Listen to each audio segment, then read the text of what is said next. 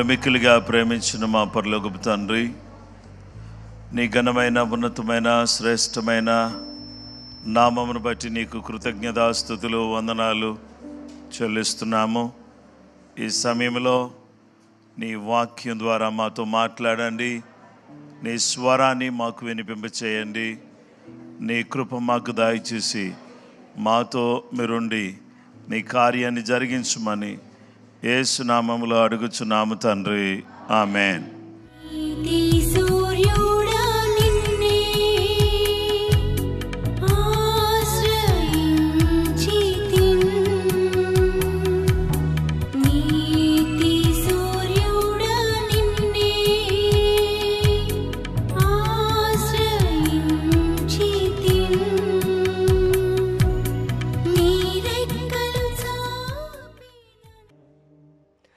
నా పూర్ణ హృదయముతో, నా పూర్ణ ఆత్మతో, నా పూర్ణ వివేకముతో, నా పూర్ణ బలముతో, నా పూర్ణ హృదయముతో, నా పూర్ణ ఆత్మతో, నా పూర్ణ వివేకముతో, నా పూర్ణ బలముతో ప్రేమించేదన్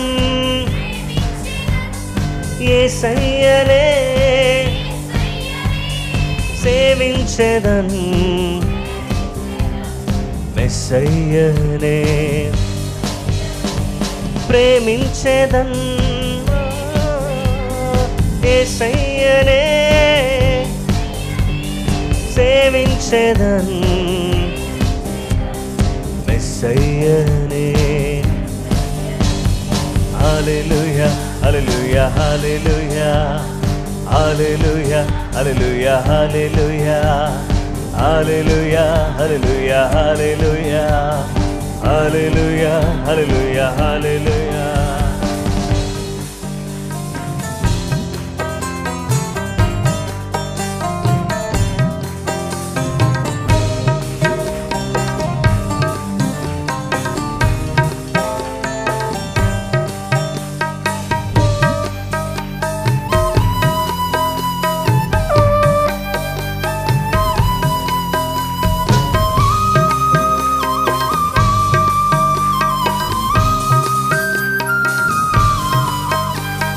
యేసయ్య మాటలు జగమంత సృష్టించెను, నూతన సృష్టిగా నా జీవితం మార్చెను.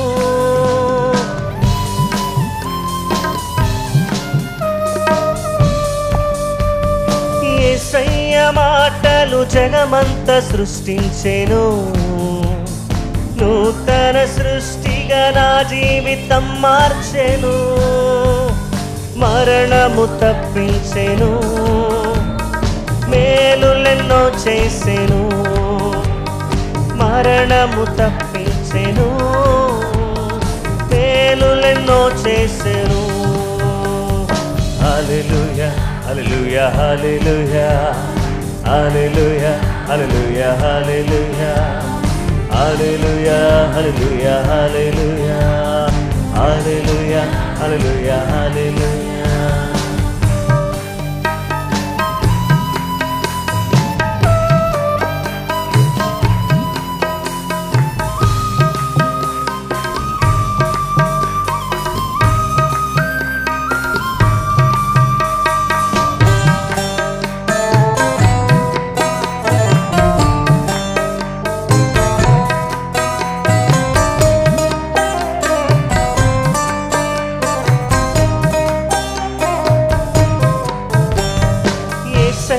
పాటలు బ్రతుకంత పాడేదను, ఆయన సన్నిధి ఆనందించెదను.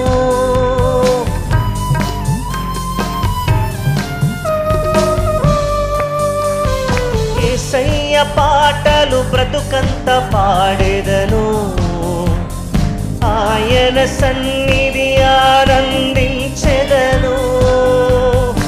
ఆరాధించెదను ఆత్మతో సత్యముతో,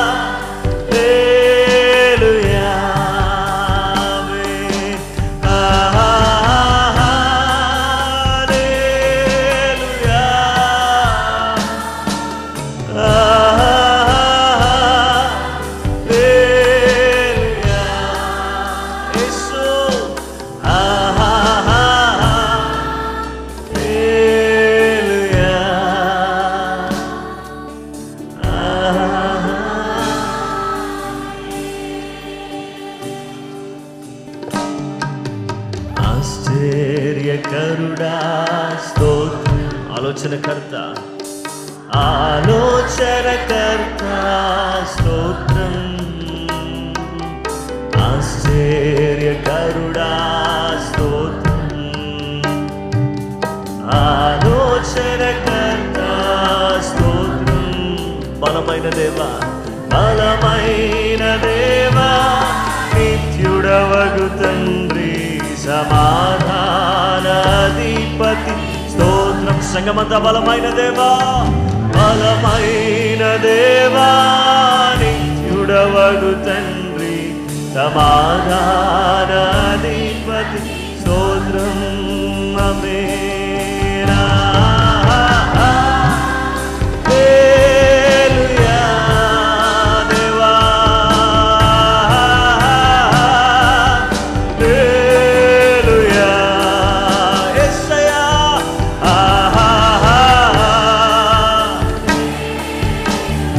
చేతులెత్తి యేసు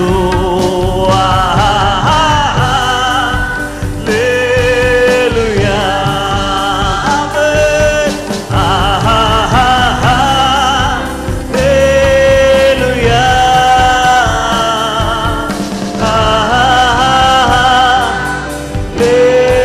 హల్లెలూయా దేవా హల్లెలూయా.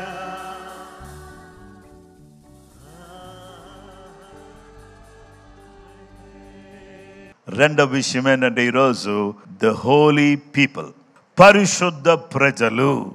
The Holi people. నిర్గమకాండం 19వ అధ్యాయం 5-6 వచనాలు. కాగా మీరు నా మాట శ్రద్ధగా విని నా నిబంధనను అనుసరించి నడిచిన ఎడల మీరు సమస్త దేశ జనులలో నాకు స్వకీయ సంపాద్యమగుదురు. కాగా మీరు నా మాట శ్రద్ధగా విని నా నిబంధన అనుసరించి నడిచిన ఎడల మీరు సమస్త దేశ జనులలో నాకు స్వకీయ సంపాద్యమగుదురు. సమస్త భూమియు నాదే కదా. మీరు నాకు యాజక రూపకమైన రాజ్యముగాను పరిశుద్ధమైన జనముగాను ఉందురని చెప్పుము. నీవు ఇశ్రాయేలుతో పలుకువలసిన మాటలు ఇవే అని చెప్పగా మీరెవరో తెలుసా? హోలీ నేషన్, పరిశుద్ధ జనం. ఎందుకో తెలుసా? ఇదిగో మిమ్మల్ని పరిశుద్ధ పరిచింది ఎవరు? మాట. మీరు నా మాటకు విధేయులయ్యారు, మీరు నాకు పరిశుద్ధ జనం అయ్యారు, నా సొత్తైన ప్రజలయ్యారు. నా మాట విన్న వాళ్ళందరూ కూడా పరిశుద్ధ ప్రజలు. సిస్టర్, నా మాట విన్న వారందరూ పరిశుద్ధ ప్రజలు. నా మాట విన్న వారందరూ కూడా ఎవరు? వాళ్ళు పరిశుద్ధులు కారు. నా మాట విన్నవారు పరిశుద్ధులు, నా మాట ప్రకారంగా జీవించిన వాళ్ళు పరిశుద్ధులు. నా మాట శ్రద్ధగా విని నా నిబంధన అనుసరించి నడిచిన ఎడల మీరు సమస్త దేశ జనులలో నాకు స్వకీయ సంపాద్యమగుదురు. మనమందరం కూడా దేవుని సొత్తు. 1 పేతురు 2వ అధ్యాయం 9వ వచనం. అయితే మీరు చీకటిలో నుండి ఆశ్చర్యకరమైన తన వెలుగులోనికి మిమ్మల్ని పిలిచిన వాని గుణాతిశయములను ప్రచురము చేయనిమిత్తము ఏర్పరచబడిన జనమును, రాజులైన యాజక సమూహమును, పరిశుద్ధ జనమును, దేవుని సొత్తైన ప్రజలునై ఉన్నారు. దేవుని బిడ్డలారా, ఈరోజు మనందరినీ కూడా దేవుడు ఏం చేశారంటే పరిశుద్ధ జనముగా చేశారు. ఒకప్పుడు చీకట్లో ఉన్న దేవుడు తన వెలుగులోకి మనల్ని పిలిచాడు. ఇప్పుడు మనం అందరినీ కూడా దేవుడు ఏర్పాటు చేసుకున్నాడు. I'm chosen by God, I'm chosen by God, I'm God's property. నేను దేవుని చేత ఏర్పాటు చేయబడిన వ్యక్తిని, నేను దేవుని సొత్తు లేదా దేవుని ఆస్తిని. కాబట్టి నేను ఎవరి ప్రాపర్టీ ఇది ఎవరి ప్రాపర్టీ? ఈ ప్రాపర్టీ మీద ఎవరి కన్ను ఉందో తెలుసా? ఈ ప్రాపర్టీ మీద ఎవరి కన్ను ఉందంటే మానవ కన్ను ఉంది. ఈ ప్రాపర్టీ మీద ఎవరి కన్ను ఉందంటే దుష్టుని కన్ను ఉంది. ఈ ప్రాపర్టీ మీద దేవుని కన్ను ఉంది. కాబట్టి దేవుని కన్ను ఉంటే మంచిదా, మానవ కన్నులు ఉంటే మంచిదా, లేకపోతే సైతాన్ కన్నులు ఉంటే మంచిదా? ఏదేమైనా నువ్వు ప్రాపర్టీ అయిన దేవుని ప్రాపర్టీ అయిన దగ్గర నుంచి నీ మీద ఎవరి కన్ను పడింది? దేవుని కన్ను పడింది. కరెక్ట్. దేవుని ప్రాపర్టీ అయిపోయావు కదా. దేవుని కన్ను నీ మీద ఎలా ఉంది? నువ్వు నా ప్రాపర్టీ అని ఆయన అంతా కూడా రిజిస్టర్ చేసి పెట్టేసుకున్నాడు. Yes, you are my property అని చెప్పేసి అన్నాడు. తర్వాత ఈ ప్రాపర్టీ మీద ఎవరి కన్ను ఉందంటే అమ్మితే బాగుండు, కబ్జా చేస్తే బాగుండు, అమ్మితే కొనేద్దాం చీప్గా కొట్టేద్దాం, తక్కువ రేట్లో కొట్టేద్దాం. ₹1,00,000 గజం ఉంటే 20,000కే కొనేద్దాం, 5,000కే కొనేద్దాం అని వాడు ప్లాన్ వేస్తున్నాడు. ఎక్కడో దగ్గర నీకు అవసరం వచ్చినప్పుడు నీకు ₹10, ₹5 ఇచ్చో, 10,000, 20,000 ఇచ్చి నిన్నేం చేస్తున్నాడంటే నోట్ రాపించుకుని తర్వాత ఇది నీది కాదు, మొత్తం ఇది నాదే అని చెప్పేసి అని అంటున్నాడు. అందుకనే యేసుప్రభు వారు ఏమన్నారంటే అపవాదికి ఏమి ఇవ్వదు, చోటిస్తే ఏమవుతుంది, కబ్జా అయిపోతుందంటే ఆక్రమించేసుకుంటాడు అనమాట. కాబట్టి అందుకనే దేవుని బిడ్డలారా ఎవరికి చోటు ఇవ్వకూడదు, అపవాదికి చోటు ఇవ్వకూడదు. చూపులో చోటు ఇవ్వకూడదు, వినికిడిలో చోటు ఇవ్వకూడదు, మాటలో చోటు ఇవ్వకూడదు, జీవితంలో ఎక్కడా వాడికి చోటు ఇవ్వకూడదు. ఎక్కడైనా చోటు ఇచ్చేసారేమో, ఇది ఒక రూమ్ రాసి ఇచ్చారేమో చూసుకోండి, తొందర తీసేసుకోండి. ఎందుకంటే పక్క పంపించేయండి బాబు, నువ్వు ఇక్కడ ఉంటే మొత్తం నాకు ఉన్నాయే 2 రూములు, ఒక రూమ్ నీకు ఇచ్చాను, మిగతా రూములు కూడా నువ్వు కబ్జా చేస్తావని పాస్టర్ గారు చెప్పారంటే నువ్వు ఇంటికి వెళ్ళి సీరియస్గా ఆలోచన చేయాలి. ఎక్కడెక్కడ కబ్జా అయిపోయిందో అన్నీ కూడా తిరిగి మళ్ళీ తెచ్చేసుకోండి. అది ఈజీ అయినా తెచ్చేసుకోవడం, ఆయన తీసుకెళ్తే ఈజీగా వచ్చేస్తాయి. హల్లెలూయా. ఏం తీసుకెళ్ళాలంటే రా నాయన రా, నువ్వు నిలబడితే చాలు. ఏమవుతుందంటే నేను సొత్తు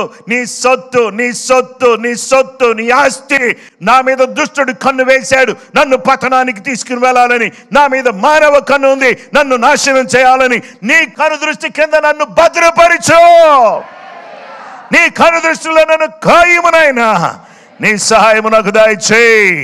నేను పరిశుద్ధుడనైన ప్రకారం మీరు కూడా పరిశుద్ధులుగా అన్ని విషయాల్లో సమస్త విషయములలో పరిశుద్ధులై ఉండండి. సమస్త ప్రవర్తన యందు పరిశుద్ధులై ఉండండి. మాటలో, చూపులో, క్రియలో, వినికిడిలో, జీవితంలో మనం పరిశుద్ధంగా బ్రతకడం అనేది చాలా చాలా చాలా ప్రాముఖ్యమైన విషయం.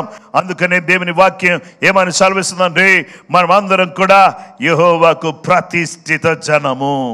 దేవుని బిడ్డలారా, యెహోవాకు మనం అందరం కూడా ఏమై ఉన్నామంటే ప్రతిష్ఠిత జనము. So we are separated, we are chosen, we are separated. Hallelujah. ప్రత్యేకించబడిన వాళ్ళు. ఆమేన్. ఇక్కడ ఇంట్లో 4-5 ఉన్నారు. ఎవరు బ్రష్ ఆలుకుందా లేదా ఒకే బ్రష్ అందరూ తోముకుంటున్నారా? ఏం పాస్టర్ గారు అలా చెప్పారు? ఒకసారి ఎలాగో అయిపోయింది మా ప్రాణం. ఎవరు బ్రష్ ఆలకే ఉందా? అందుకనే కలర్లు మార్చి కొనుక్కుంటాం, ఎందుకంటే సడన్గా మారిపోతాయి అని. అవునా? ఎవరు బ్రష్ వాళ్ళకి గుర్తుందా? దిస్ బ్రష్ ఆ బ్రష్ ఎవరి కోసం? Toothbrush is separated for you. ఆమేన్. ఎవరి షూస్ వాళ్ళకి ఉన్నాయా? ఒకళ్ళు షూస్ ఒకళ్ళు వేసేసుకుంటున్నారా? కొన్నిసార్లు వేసుకోవచ్చు, ఎందుకంటే సేమ్ సైజు ఉంటే వేసుకోవచ్చు. కానీ ఏదేమైనా సరే ఎవరి వాళ్ళే కదా. అయితే దేవుని బిడ్డలారా, ఎవరి టూత్ బ్రష్ వాళ్ళకు ఉంది కదా, ఎవరిది వాళ్ళకే ఉంది. ఎవరి బట్టలు వాళ్ళకే ఉన్నాయి. ఇంట్లో 10 మంది ఉన్నా 10 మందికి ఎవరి బట్టలు వాళ్ళకే ఉన్నాయి. దేవుని బిడ్డలారా, ఈరోజు మనం గమనించాలి, ఇది నాది. ఆమేన్. ఇది నాది. ఈ బైబిల్ ఎవరిది అని అంటే, అమ్మాయి ఈ బైబిల్ ఎవరిదమ్మా అని చెప్పేసానంటే, మమ్మీ ఇది డాడీది. ఓకే, డాడీదా, అయితే దేవునికి స్తోత్రం. పేరుంది, ఎవరిది? ఓ డాడీది ఇది. అయితే నా బైబిల్ ఎక్కడుందో చూడు అంటే ఎవరి బైబిల్ వాళ్ళకి. అంటే దేనికి దానికి ప్రత్యేకత. ఇక్కడ కదోష్ అనేటటువంటి మాటకి ఏంటంటే అర్థం ఏంటంటే sit apart. You are separated for God, not for Satan, not for the world, but for God. ఈ లోకం కొరకు కాదు, లేకపోతే సైతాను కొరకు కాదు, మనం యేసయ్య కొరకే. ఎవరి కొరకు? మనం ఈ జీవితం ఎవరి కొరకు? యేసయ్య కొరకే మనం ప్రత్యేకించబడ్డాం. అందుకనే దేవుడు మనల్ని ఏం చేశాడంటే విమోచించాడు. యెషయా గ్రంథం 62:12 పరిశుద్ధ ప్రజలనియు యెహోవా విమోచించిన వారనియు వారికి పేరు పెట్టబడును. యెరూషలేమా, ఆశింపదగిన దానవనియు విసర్జింపబడని పట్టణమనియు నీకు పేరు కలుగును. పరిశుద్ధ ప్రజలనియు, హోలీ పీపుల్ అంటే ఎవరో తెలుసా? You are separated for God. Amen. You are separated for God from the world. లోకములో నుంచి దేవుని కొరకు ప్రత్యేకించబడిన వ్యక్తివి. నీ టూత్ బ్రష్ ఏ విధంగానైతే సపరేట్గా ఉందో, నీ కళ్ళద్దాలు ఏ విధంగానైతే సపరేట్గా ఉన్నాయో, అలాగే నీకు సంబంధించినవి ఏవైతే సపరేట్గా ఉన్నాయో, అయితే దేవుని బిడ్డలారా, ఈరోజు నీవు దేవుని కొరకు ప్రత్యేకించబడిన వ్యక్తివి. నువ్వెవరి కోసం? దేవుడు నేను ఎందుకు విమోచించాడు? తన యొక్క రక్తాన్ని కార్చి నేను ఎందుకు విమోచించాడు అంటే దేవుని కొరకు ప్రత్యేకమైన వ్యక్తిగా నువ్వు ఉండాలి. లోకంలో కలిసిపోకుండా, పాపంలో కలిసిపోకుండా దేవుని కొరకు ప్రత్యేకమైనటువంటి వ్యక్తిగా ఉండాలి. అందరూ కూడా ఒకసారి జ్ఞాపకం పెట్టుకోండి. ఇక నేను దేవుని కొరకు ప్రత్యేకించబడినటువంటి వ్యక్తిని అయితే నా దగ్గరికి పాపం నా దగ్గరికి రాదు. దాన్ని ఎవరు కూడా టచ్ చేయరు, నన్ను ఎవరు టచ్ చేయరు. నేను ఎందుకంటే ఐఎమ్ సెపరేటెడ్ ఫర్ గాడ్. నేను దేవుని కోసం ప్రత్యేకించబడిన వ్యక్తిని. ప్రత్యేకించబడిన వారు పరిశుద్ధంగా ఉంటారు. పరిశుద్ధంగా ఉండడం అంటే ప్రత్యేకించబడినాం. ఆమేన్, హల్లెలూయా. నువ్వు దేవుని కొరకు ప్రత్యేకంగా జీవించడం ప్రారంభిస్తే దేవుని యొక్క కృప, దేవుని యొక్క సమాధానం, దేవుని యొక్క ఆశీర్వాదం నీవు అనుభవించడానికి వీలు కలుగుతుంది. మీరు అందరూ కూడా ఎవరై ఉన్నారంటే అందరూ కూడా అలయాలే. ఎక్కడ కూర్చున్న వాళ్ళు అందరూ కూడా ఎవరండి? మీరందరూ కూడా ఎవరు? ఆలయములు. దేవుని ఆలయం అని చెప్పేసి అని దాంట్లో వేరే వేరే కార్యకలాపాలు జరిగించగలమా? లేవు కదా. కాబట్టి దేవుని ఆలయం అయినప్పుడు దేవుని ఆలయంలో మనం వేరు కార్యక్రమాలు జరిపించాం. ఎందుకంటే మనం చర్చ్ డెడికేషన్ అనే మాట ఎప్పుడైనా విన్నారా మీరు? డెడికేషన్ అంటే we dedicate church to God the Almighty. సర్వశక్తుడైన దేవునికి మనం ఈ యొక్క ఆలయాన్ని ప్రతిష్ఠిస్తాం. అప్పటి నుంచి దాంట్లో ఆరాధనలు జరుగుతాయి. ఇంక వేరే జరగడానికి వీలు లేదు. ఆమేన్. అలాగే దేవుని బిడ్డలారా, మనం హౌస్ డెడికేషన్ అంటాం. ఈ హౌస్ని ఎవరికి డెడికేట్ చేస్తున్నాం? We dedicate this house in the name of the Father, Son and the Holy Spirit. తండ్రి, కుమార, పరిశుద్ధాత్మ నామములో ఈ ఇంటిని ప్రతిష్ఠించుచున్నాము. అంటే ప్రతిష్ఠిస్తున్నామంటే ఈవిల్ ఆబ్జెక్ట్స్ అనేవి మన ఇంట్లోకి రాకూడదు. ఈవిల్ ఆబ్జెక్ట్స్ అంటే ఈ దుష్ట సంబంధమైనటువంటి వస్తువులు.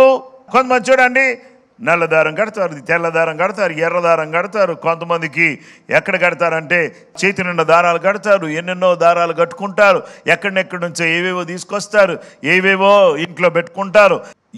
When you dedicate the house for God, you should not keep evil objects in your house. దేవుని బిడ్డలారా, if you dedicate yourself to God, you should not keep anything which is evil. దేవుని బిడ్డలారా, ఏదైనా చెడు, అపవిత్రమైన దాన్ని మన జీవితంలో ఉంచకూడదు.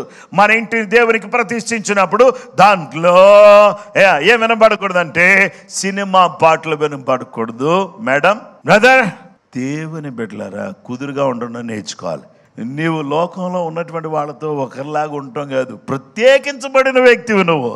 పరిశుద్ధంగా ఉండవలసిన వ్యక్తివి నువ్వు. ఎవడైనా దేవుని ఆలయమును పాడు చేసిన దేవుడు వానిని పాడు చేయను. దేవుని ఆలయం పరిశుద్ధమైనది, మీరు ఆయన ఆలయమై ఉన్నారు. ఎవరైనా ఆలయాన్ని పాడు చేస్తే చూడండి, ఈ ఆలయాన్ని కొంతమంది అన్నం తినకుండా పాడు చేస్తారు, నీళ్ళు వేయకుండా పాడు చేస్తారు, పాలు పోయకుండా పాడు చేస్తారు. చూడండి, ఏమేమి వేస్తారు? నీళ్ళు వేసే దగ్గర ఏమేస్తారు? మందు వేస్తారు. దాన్ని వేసి పాడు చేస్తారు. ఇది ఆలయం, దీంట్లో మందు వేస్తావా? అబ్బో, ఏ మందు? క్రోసిన్, పారాసెటమాల్, డోలో కాదు. ఏ మందు అది? బ్రాందీ, విస్కీ, అది ఇది మొత్తం చెత్త చెదను. కొంతమంది చూడండి, ఒకదాని తర్వాత ఒకటి ప్యాకెట్లు ఇప్పుతూ ఉంటారు, నవ్వులుతూనే ఉంటారు మేకల్లాగా. అలాగే దేవుని బిడ్డలు కొంతమంది ఊతూనే ఉంటారు. ఆ పాకెట్లు వెళ్ళిపోతాను, వాళ్ళ వెళ్ళిపోతాం. నేను చెప్పిన మాటకి ఎవరైనా కోపం, ఎవరైనా కొంచెం అప్పుడు అడప కొంచెం లాగుతున్నారు అనుకోండి, నా మీద కోపడుతున్నారా? పడండి, పర్లేదు. మీరు అలా పొగలాగా ఎగిరిపోవాలని నా ఉద్దేశం కాదు. మీరు బాగుండాలి, మీ గుండె బాగుండాలి, మీ యొక్క ఊపిరితిత్తులు బాగుండాలి, చివరికి మీరు బాగుండాలి? అది లివర్ బాగుండాలి. ఆమేన్. అవన్నీ బాగుంటాయి కదా, కిడ్నీస్ కూడా బాగుండేది. దేవుని వాక్యం ద్వారా దేవుడు సెలవిస్తున్నాడు. అప్పుడప్పుడు వేస్తున్నారా? సండే ఈవినింగ్ ఏమైనా అలాంటివి ట్రై చేస్తున్నారా? దేవుని బిడ్డలారా, ఫ్రెండ్స్ వచ్చారని చెప్పేసి అని ఏమైనా స్పెషల్ ఏమైనా చేస్తున్నారా? ఓ భార్య ఏం చేస్తుందంటే భర్తకి చాలా విధేయురాలు. ఎంత విధేయురాలంటే చికెన్ ఫ్రై, మటన్ ఫ్రై, ఆ ఫ్రై, ఈ ఫ్రై అన్నీ చేసి తాగడానికి అన్ని ఏర్పాట్లు చేసే భార్య. నిజంగా నీవు దొరకటం నా అదృష్టం, నా జన్మ తరించిపోయింది అని భర్త ఊకే పోడుతున్నాడు. చర్చిలోకి వచ్చి ప్రభువా నా భర్తను మార్చును ఆయన అంటున్నాం. ఇంకెక్కడ మారుతాడు? దేవుని వాక్యం ద్వారా దేవుడు సెలవిస్తున్నాడు. ఇలాంటివన్నీ జరుగుతున్నాయా లేవా అంటే ఏదో కొత్త ఎక్కడో జరుగుతున్నాయి, వేరే చర్చిలో జరుగుతున్నాయి అని కాదు, అంతటా జరుగుతున్నాయి. కాబట్టి అందుకనే జాగ్రత్తగా ఉండాలి. దేవునికి స్తోత్రం కలుగును గాక. పరిశుద్ధ ప్రజలు, దేవునికి స్తోత్రం. దేవుని సన్నిధిలో కూర్చున్న వాళ్ళందరూ కూడా ఎవరు? వాళ్ళు పరిశుద్ధ ప్రజలు. Holi people. Hallelujah. Holy people will have a holy habits. Amen. Holy people will have a holy habits. Holy people ఎలా ఉంటారు చెప్పండి? హోలీగా ఉంటారు. హోలీగా ఉండడం అంటే వైట్ డ్రెస్ కాదు. హోలీగా ఉండడం అంటే జీవితంలో యేసయ్యను కలిగి ఉండడం, క్రియల్లో యేసయ్యను కలిగి ఉండడం. దేవుని వాక్యం ద్వారా దేవుడు సెలవిస్తున్నటువంటి సత్యం ఏంటంటే ఈరోజు దేవుని కొరకు నమ్మకమైనటువంటి వ్యక్తులుగా మనం బ్రతకడం అనేది దేవుడు కోరుకుంటున్నాడు. దయచేసి అందరం కూడా ప్రార్థన చేద్దామా?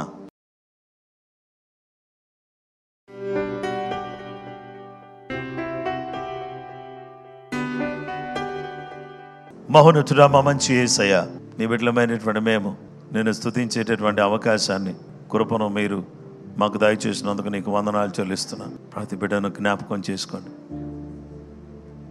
నీ ప్రత్యేకమైనటువంటి ఆశీర్వాదం దయచేయండి. నేను ఘనపరచడానికి సాయం చేయని.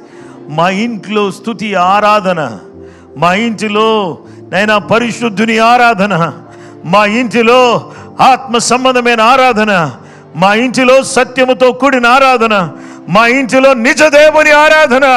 మేము ఎక్కడ నిలబడితే అక్కడ పరిశుద్ధ స్థలంగా ఆ స్థలాన్ని మార్చి అక్కడ ప్రజల జీవితాల్లో ప్రభావితం చేసి ప్రజలను మార్చండి ప్రభువా. గొప్ప కార్యాలు చేయండి, నీ అద్భుతమైన కార్యాలు జరిగించండి. మా మంచి యేసయ్య, నీ పాదాలకు ఎనలేని వందనాలు, స్తోత్రాలు మా తండ్రి. నీ బిడ్డలమైనటువంటి మమ్మల్ని మీరు ఒకసారి జ్ఞాపకం చేసుకుని ప్రతి బిడ్డను ఆశీర్వదించమని యేసయ్య పరిశుద్ధ నామములో ప్రార్థించి వేడుకొంచున్న మా పరలోకపు తండ్రి. మన పరమ తండ్రి దేవుని ప్రేమ, కుమారుడైన యేసుక్రీస్తు ప్రభు వారి యొక్క కృప, పరిశుద్ధాత్మ దేవుని అన్యోన్య సహవాసం, సమాధానం చెరువన మనకును సకల లోకంలోని పరిశుద్ధులకు సదా దేవుని కృపతోడే నడిపించును గాక. ఆమేన్.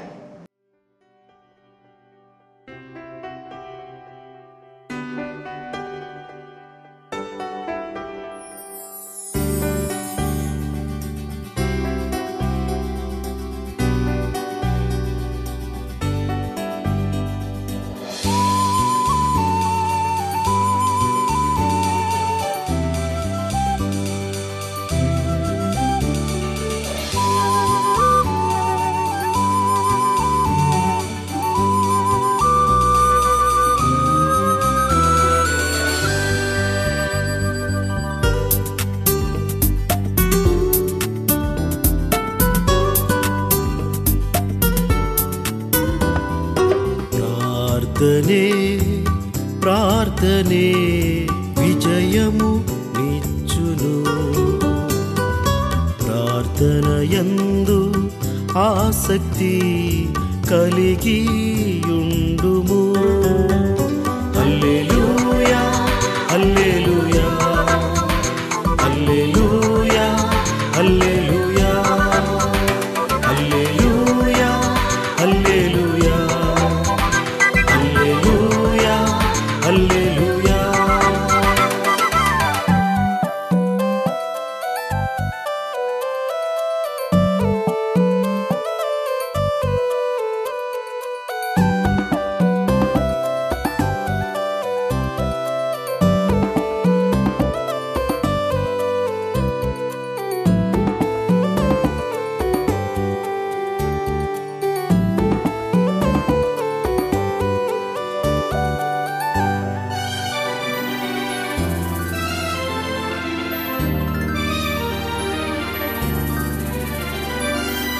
పెనూయేలులో యాకోబు ప్రార్థించగా కన్నీటిని తుడిచి ప్రభువు దీవించెగా.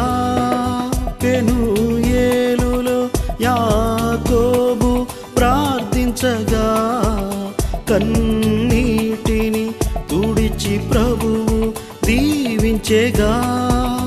నీ పేరు ఇశ్రాయేలు, నీ భాగ్యము బహు గొప్పది. నీ పేరు ఇశ్రాయేలు, నీ నీ భాగ్యము బహు గొప్పది. ప్రార్థనే ప్రార్థనే